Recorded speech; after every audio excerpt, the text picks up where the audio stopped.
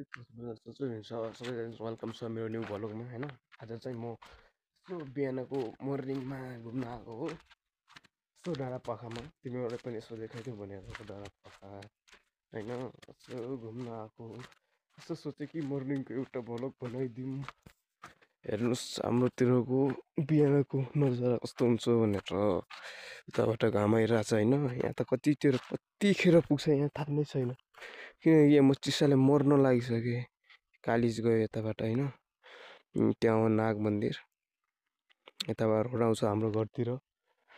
त्यहाँबाट घाम कतिखेर आउँछ के जाडो लागेर मर्न लागिसकेँ। हेर्नुहोस् त यस्तो ठन्डा हुन्छ कि यहाँ बरफ पनि गिर्छ कि।